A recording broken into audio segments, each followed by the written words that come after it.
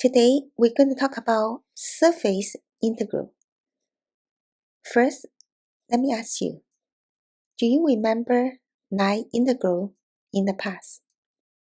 At that time, we have this line in space, and we can do integral over this line. We parameterize the line here using a parameter t, right? And today, we're going to talk about surface integral. So we're going to have a surface in 3D. And what happened here is, imagine it's like a cloud floating in the sky, and we can do the surface integral.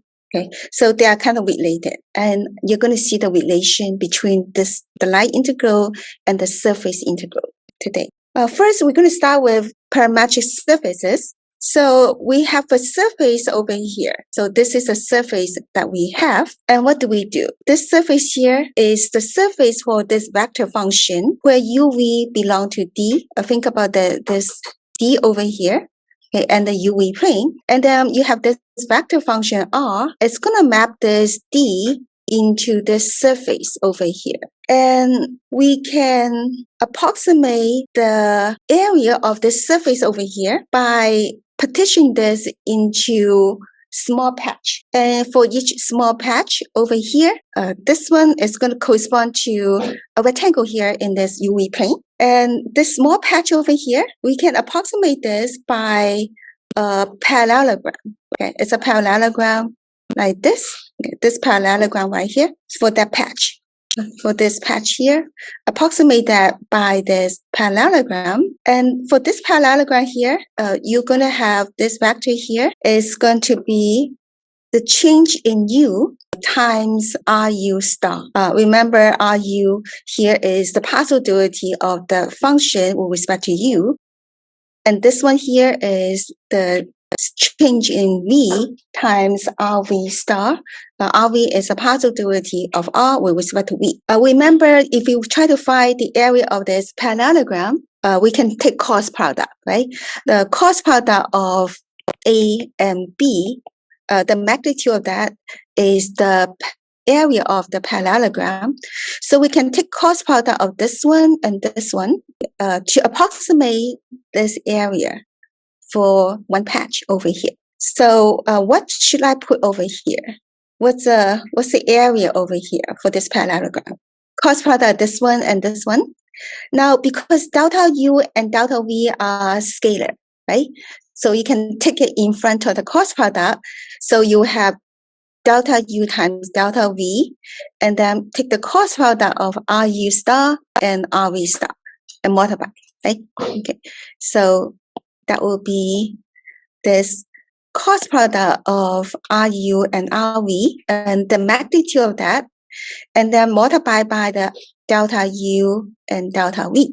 Okay, so that is the area for this parallelogram, and we're going to use it to approximate this patch over here in the surface.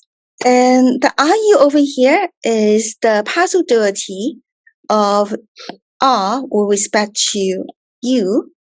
Okay, so you take each component and then differentiate with respect to U. And then RV here is the partial derivative of R with respect to V. So you take each component and then take the partial derivative with respect to V. So this is going to work even when the D is not a rectangle. And we get this formula. So if you have integral over this surface, the surface integral, so over the surface over here, over this surface, then that's equal to this integral. What do we do over here? We want to relate this into the RV, the U and V, okay, the U and V over here. Okay, so we want to go back to this UV plane over here. Okay, like that. Then we're going to express X, Y, and Z, okay, in terms of U and V. So first, we're going to replace X, Y, Z in terms of U and V. So, and then what happened to the DS?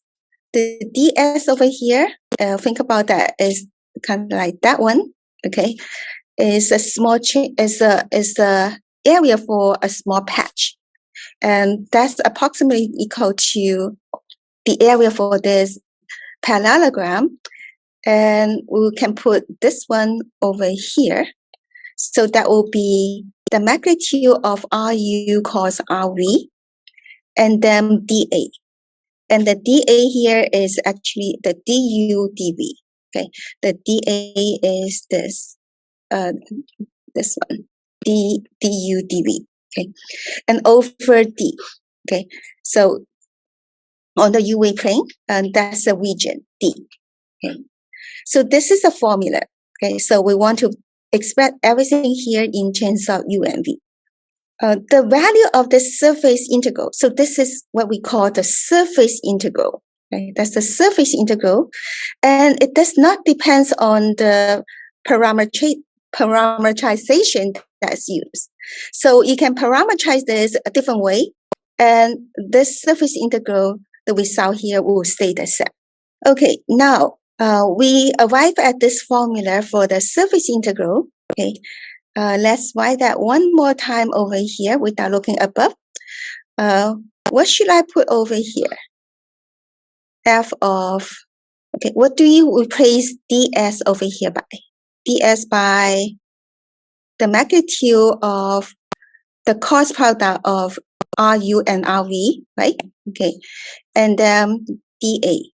This one here is the ds by there. Okay, so the yellow highlighted one corresponds to the ds. And then you want to express this xyz in terms of u and v. That's the surface integral of the function over the surface, over that surface there. Let's compare this with the formula for line integral. Okay, so how does it work? So what is it? So at that time, we have, for the line integral, we have one parameter, right? The parameter is t. For surface integral, we have two parameters, u and v. Okay, u and v. And then for line integral, we have one parameter t. And then the ds here is the magnitude of r prime of t, and then dt. And then the ds over here is the magnitude of RU cos RV dA. Okay, and you see the relation between these two formulas. Okay, and also you express SYZ in terms of t. Okay, so you want to parameterize x, y, and z in terms of t. So we do that. Okay. All right. So now, if we try to think about a physical meaning of this, then you can think about this. If this one over here is, remember last time we talked about, if this function over here is the density function, then what happened here is this stands for the mass of, okay, think about this. Okay, so you have this space curve over here. Think about that as a really thin y over here. Okay, like the y over here.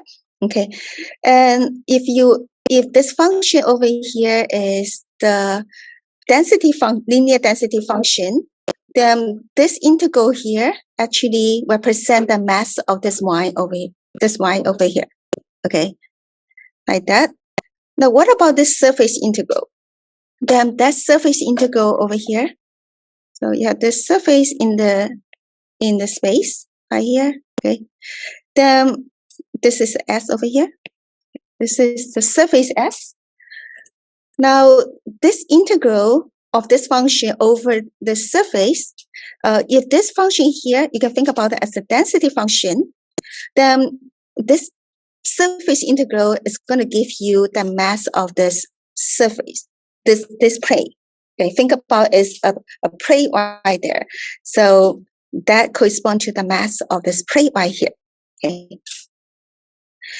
Now, if the function, okay, if this function over here is 1, okay, so we place it by 1, then you will get, this is going to become 1, and you have this double integral, okay, right here. okay, over the surface. And what do you think we're going to get over here? It's the area of the surface, right? Yeah, you got it. Okay, good. Okay, so it's the area of the surface over here. So this formula allow us compute a surface integral by converting that into a double integral over d. Okay, so first you have a surface like this. This surface here might be hard to do this integral. Then you want to convert that to this double integral over d, where d here is a simple region. Okay, maybe a type 1 or type 2 region. Okay. When you use this formula, remember this. How do you write this over here? You need to express S here in terms of U and V, Y in terms of U and V, and Z in terms of U and V. So you actually parameterize X, Y, and Z in terms of U and V. Okay, so you need to replace X, Y, Z with expression in U and V. Okay, so this is the surface integral formula. So I put a star here. That is one of the key ideas in this section. Okay, now let's try to use an example to get a better feel of this formula. Let's compute the surface integral over here. Okay, the surface integral of this function, which is x squared, over this surface. What kind of surface? The surface here is a unit sphere. It's a sphere with a center at the origin and with radius to be 1. So you have a surface, this unit sphere, and you have a function x squared.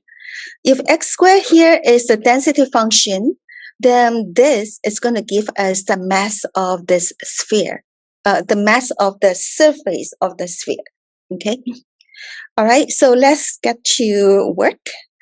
So first, in order to do that, we need to parameterize x, y, and z in two variables, u and v. Remember? So let's think about what will be the u and v. Okay. Now, because the shape of this is a sphere, that will make us think about the spherical coordinate, right?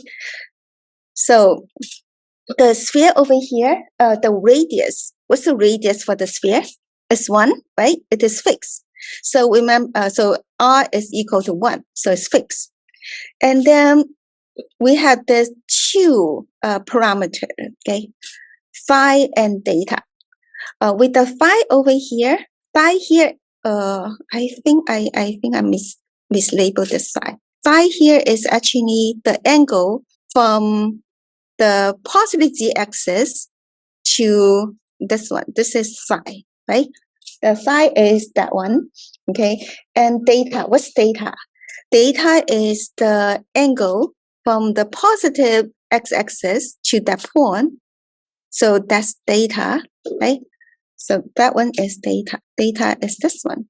All right. So we can actually use the phi and theta. Okay. Think about this one here is the parameter u, right? And then this is the parameter v. Remember, you need to have two parameters u and v. So we can parameterize it, the surface. Okay. Now, what does x equal to? Using the phi and theta. Remember from the spherical coordinate system, what is it? X equal to, what's the x coordinate this? Well, remember we first get, we can first get this one over here, right? We can try to first get this, which is the same as this one over here. This is, think about that as the, so this one over here. And then we can actually draw this y triangle over here. Then this is x. Okay, remember this is x and this is the y, right? And then z is this one over here. That's z. Okay, looking at this, okay. So what is this one? Remember the radius for the sphere is 1, right? That's 1. In this y triangle over here, this is facing phi. And this is 1. Okay, let me draw that. Okay, so let me draw that over here. So you have this, right?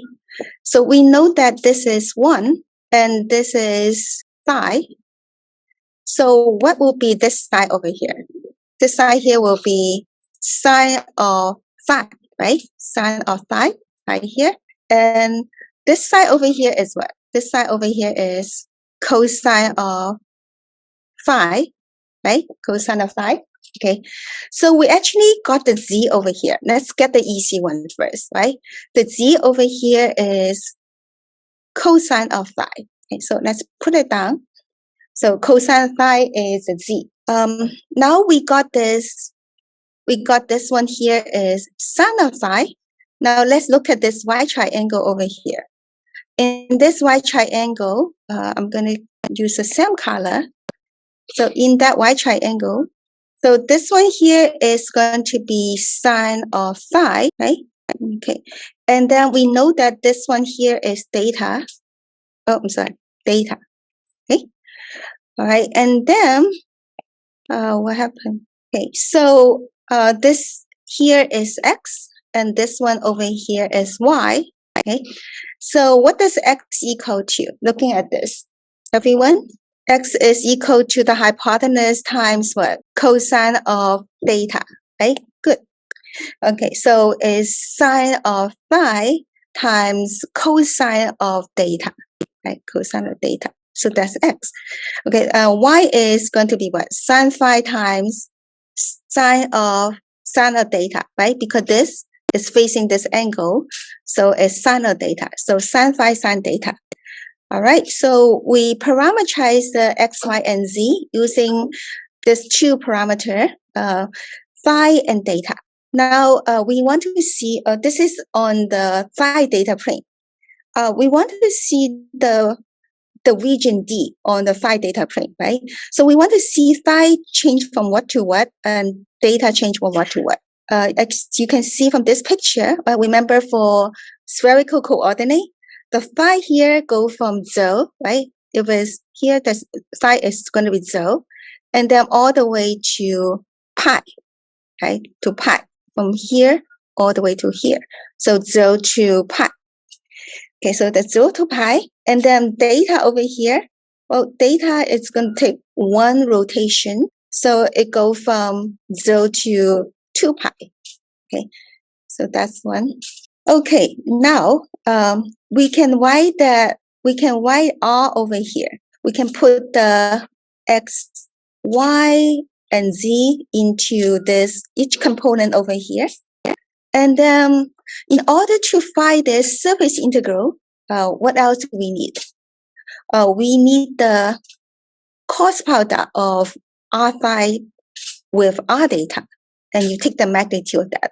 Because when you do the surface integral, that formula here, the ds here is going to have to be the magnitude of R phi cos R theta dA, right?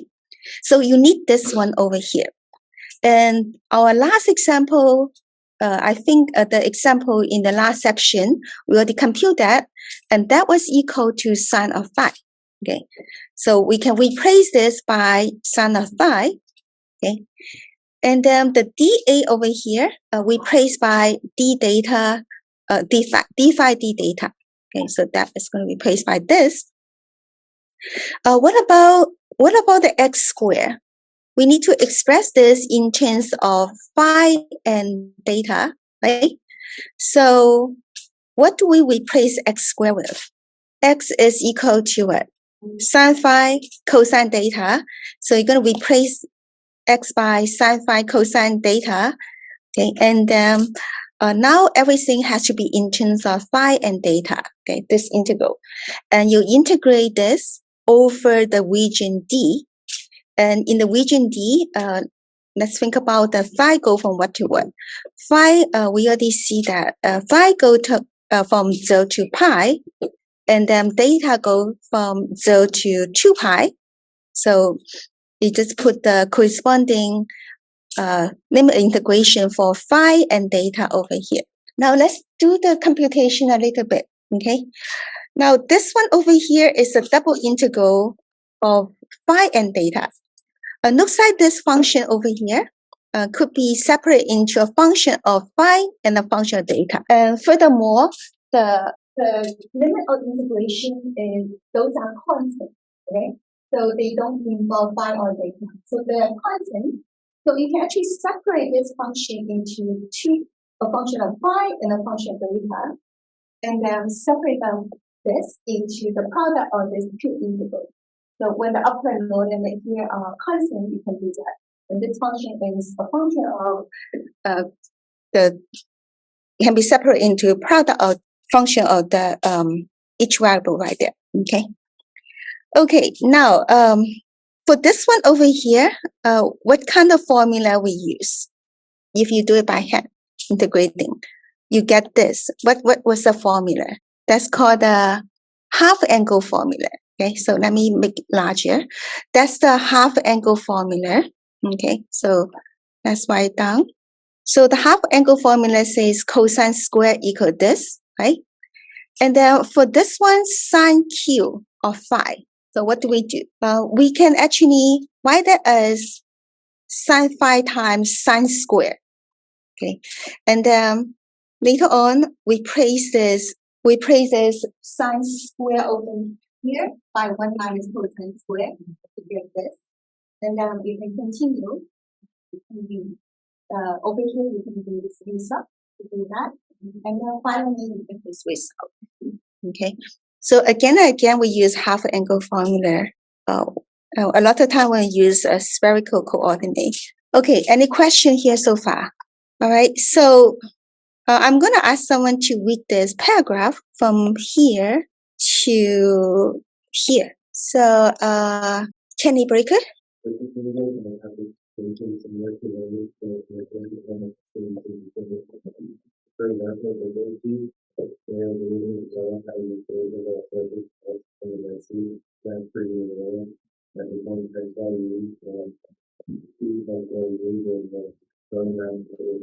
Yes. So this is what I was talking about.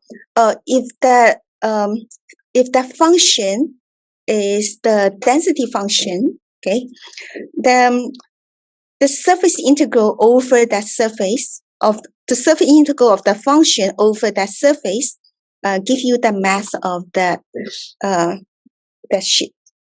Okay. Okay, and the center of mass is given by this formula. Okay. Right now, graphs of functions. Okay. Now, any surface. Remember, when you have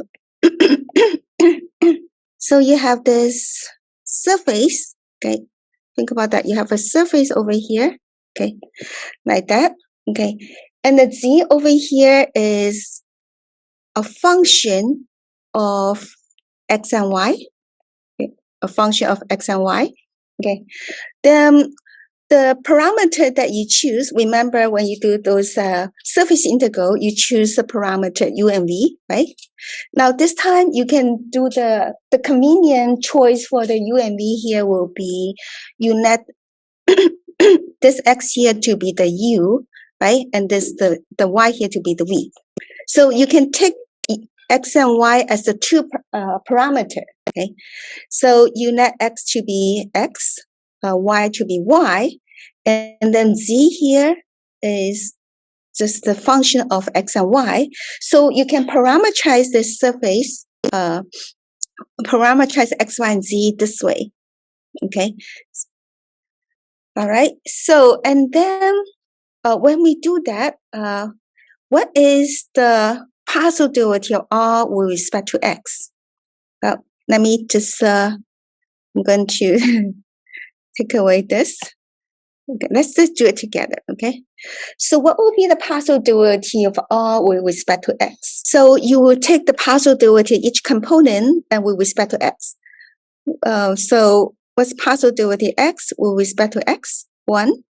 Partial derivative of y with respect to x is 0. And then partial derivative z with respect to x, that will be what? Yes, yes. So it's partial derivative of the g here with respect to x, right? Okay. So now we can put it here, okay? So you see, this is the 1, right? And then partial derivative z with respect to x. Okay, so it's right here. Okay, so you don't have this j component because the partial derivative of y with respect to x is 0. Okay, so you got this. Okay, you guys can try on partial derivative of y with respect to partial derivative r with respect to y. What should I put over here? You can say it. Then this one here will be what? Or you can use symmetry. By symmetry, this one here should be j, right? Plus partial derivative of g with respect to y, right? Okay, and then k. Okay, all right. So we get partial derivative of r with respect to x.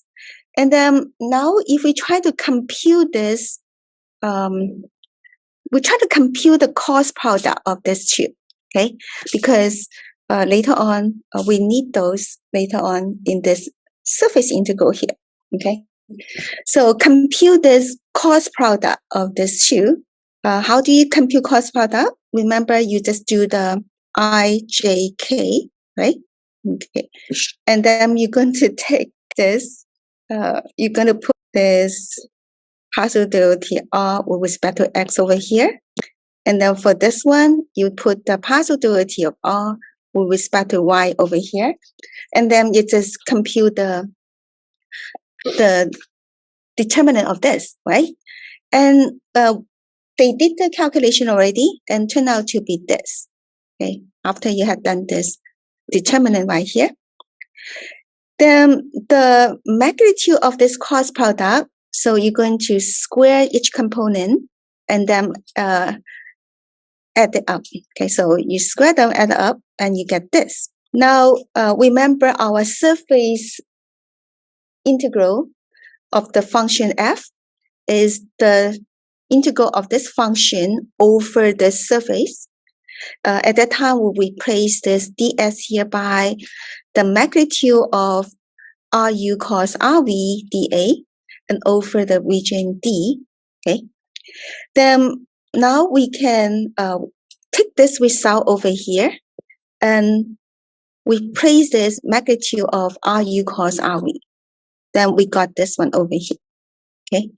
So the yellow highlighted one, that's for the ds, the capital S, okay, is this one, equal to this. All right. So remember last time we compared this with the small ds, right? The small ds is 1 plus dy dz and ds, right? This one here is 1 plus square of partial derivative z with respect to x plus partial derivative y with respect to partial derivative z with respect to y and then square, right? Okay, good. So this is when, okay, so when the z here is a function of x and y, we can do this. Okay, so we can express this ds over here this way, and then we place the z over here by g of x and y. Remember, x and y here is those are the parameters. Remember, those are the u and v, right? Okay, so we place the z here by this, and then the ds is going to replace by this.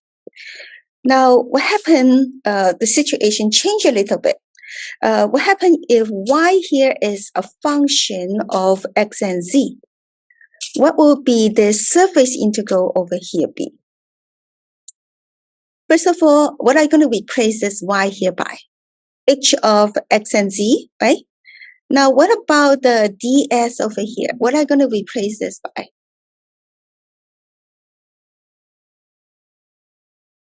Partial derivative y with respect to x, partial derivative of y with respect to z. Yeah, you got it. Good job. Okay. All right. Similarly, when x is a function of y and z, you get the idea. Okay. Okay. Now, let's look at this example. In this example, we try to evaluate the surface integral of this function over the surface. And what's that surface? This is a surface. and I actually, here's a graph for that surface, okay? They also give you the dy here, okay? So the parameter over here, looks like the z here is a function of x and y. So the two parameter, the u and the v, this u here, you can use x and y as the parameter, right? Okay.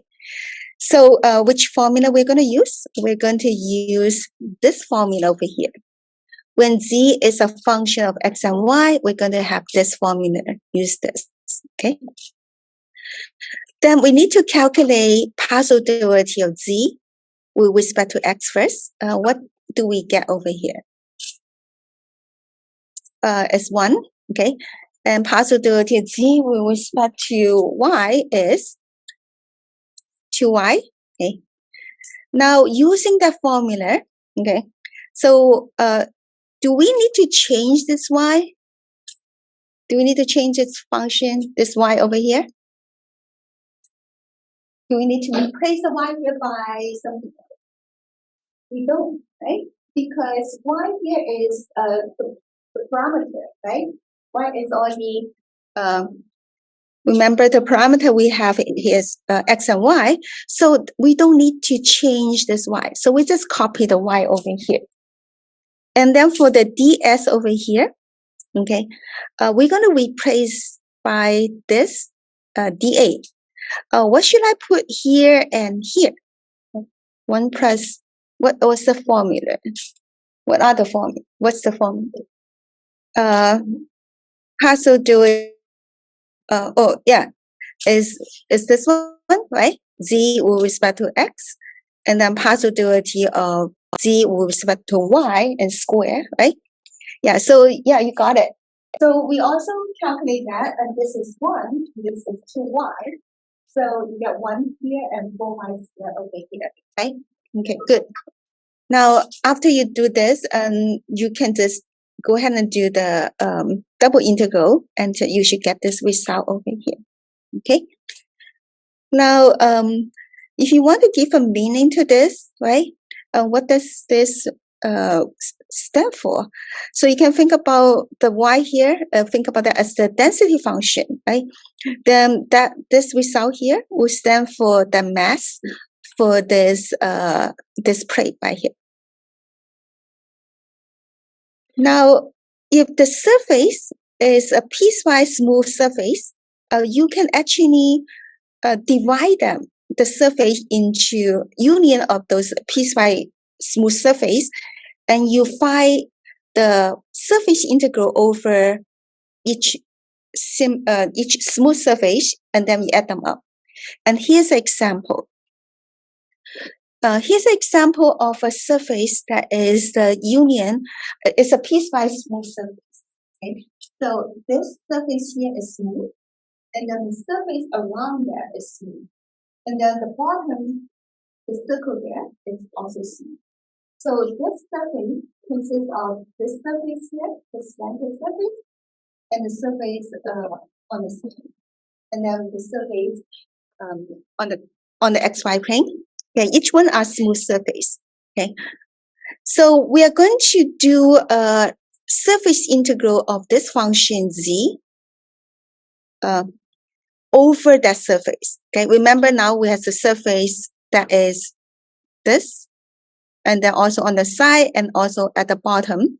Okay, so that surface conclude of the boundary of the solid right here. So how do we do this? Okay, now each surface here is smooth. Okay, so we're going to separate them.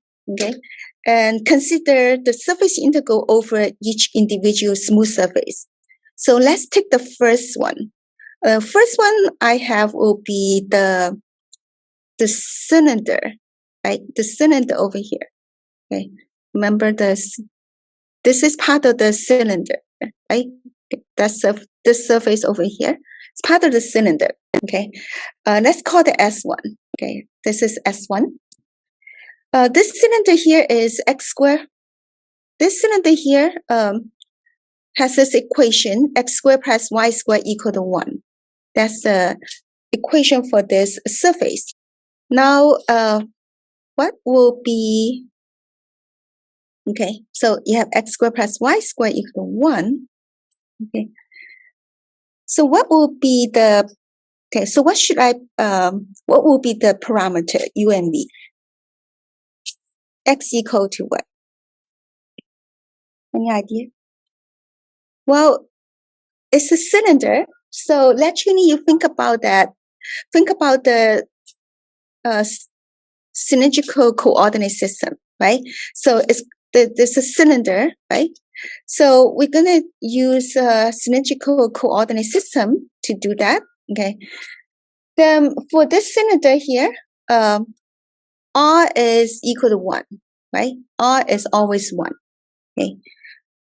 And we can use the data, this data over here, and we can use the Z over here, this 2, as parameter, the 2 parameter. So we can parameterize X and Y and Z, okay? So looking at this, okay, what does X equal to? Do you guys remember cylindrical coordinate system? X equal to, how is X related to R data and R and data? X is R cosine data. And what is R in this case? R is 1. So X is equal to what? X is 1 times cosine of data, right? So that's X. So let me put it down. So X is equal to cosine of data. Okay. So X is cosine data. What about Y? What is Y equal to? It's going to be sine data, right? So sine data. What about Z? If Z is going to be what? The Z. Yeah, the Z. Okay. So you have this. Okay. Now we try to think about the parameter go from what to what, right? Okay. So data go from what to what? Looking at this data. Data go from 0 to 2 pi, right? Yeah, you got it. What about Z? Z go from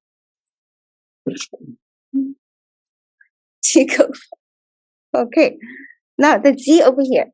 The Z actually is bounded below by this surface, right? The floor right here, and bounded above by this surface, right? What's the equation for this? Z equal to what? For this surface here, down here. Z is equal to 0, right? Yeah, so Z is equal to 0 for this surface for the floor right here, right? So that's 0. Okay, and then above, okay, actually for you to try to think about Z go from what to what, you can draw a vertical line segment, okay, from the bottom to the top, okay. So Z here go from 0, and then the top is going to end at this surface here. And for this surface, we have Z equal to 1 plus X. So Z is going to go from 0 to what? 1 plus X. Yes. Okay. So it's 1 plus X. Remember, we had to express this in terms of data, right?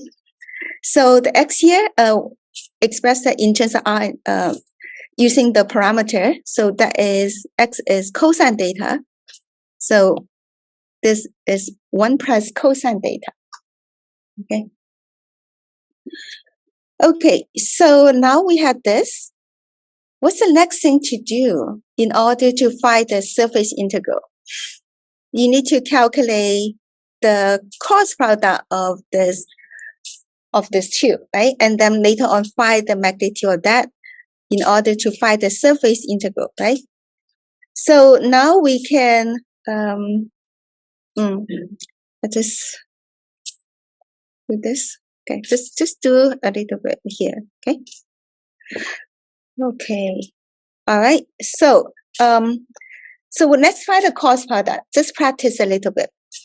What is possibility R with respect to data? Okay, so take each component, right? You take this X component, differentiate with respect to data, what do you get?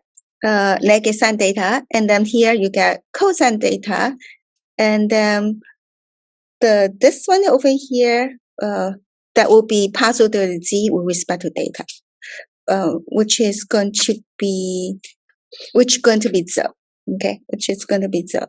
This one here doesn't depend on the data. Okay. All right, and then partial derivative this with respect to z. So what is the derivative this with respect to z? 0, right? And the derivative this with respect to z is going to be 0. And then the derivative this with respect to z is going to be 1. Okay. And then do the calculation, you come up with this one. Okay. And then you find the magnitude of this, it turned out to be 1. Okay, so that's 1. Now we can do the surface integral. We're going to replace this here by 1, right? Replace this by 1. Do I need to replace the z by other variables? Z is one of the parameter, right? So nothing, you don't need to do anything with the z. You can just copy, and this is 1. Okay. Then after that, you just go ahead and do the double integral. Remember, the z here go from, well, we already said that, right?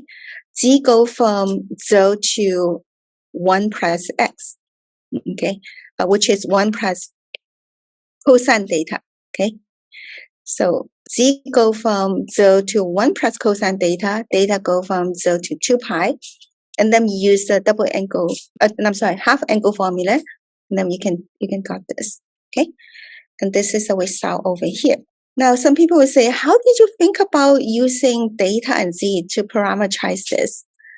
Because the shape of that is like part of a cylinder, okay? So you think about using cylindrical coordinate system. So using data and z to parameterize this, okay? So that's the surface integral over the surface S1. We have 2 more to go, okay? Now we get to S2. S2 here is the bottom, okay? The circle down here, okay? This one here will be a little bit easier because what happened at this circle on this xy plane? What does z equal to? Z is equal to what? Z is equal to 0. So the function that you integrate here is 0, then you don't even need to parameterize it, right? So the result over here is equal to what? That would be equal to 0. Okay, so that's equal to 0. Okay. All right, so that was an easy one, S2 over S2. Okay, do the last one. The last one here is the surface over here. Okay, the slanted one right there. Okay. Now, now we have this, remember the top here, z equal 1 plus x, right? The z here is a function of x. So to parameterize this, so naturally we want to use the 2 parameter, which is x and y, okay? X and y. Okay, remember that we can use this formula, right? Okay. So we replace the z here by 1 plus x. And then we replace the ds here by this. Okay. Now when we get to the next step, okay. Now because the shape of this, so if I do x and y, why didn't they use x and y over here? Exchange from what? So this one here is actually easier to use the Rn data after this. We replace the dA here by Rn data. It's because the shape of this, okay? The dA over here, okay, when you project to the xy plane is this circle. It is in a circular shape, right? So that's why using polar coordinate, we place the dA here by r drd data will be easier. Okay, so instead of using x and y, so if you use x and y, you have to find this above and this one above and that one below, and that integral is a little bit more complicated. However, because this is a circular shape, using r and theta will be easier, because r here go from 0 to 1, right? Because right here, r go from 0 to 1, okay? And then theta go from 0 to 2 pi. So r and theta go from constant to constant, okay? So you get those polar rectangle. So it's easier to replace the dA here by r, dr, d theta to do this double integral, okay? All right. So the x, now when we do that, what happened here? Now this is we calculate this one, this is 1, this is 0, okay? And now this is in terms of r and theta, so we need to express this x over here in terms of r and theta. In terms of r and theta, what does it equal to here? X is equal to what? Do you remember? For polar, x is equal to r times what? Cosine theta, yes. So that's r times cosine theta. So after that, the rest over here, just computation, you will get this, right? Now, this is a little bit tedious because you actually need to consider each surface, okay, and do the surface integral on each smooth surface. And then at the end, you're going to add the integral of each surface integral together. And then that's the surface integral over the whole surface. Okay. So in your homework, you're going to do something like this.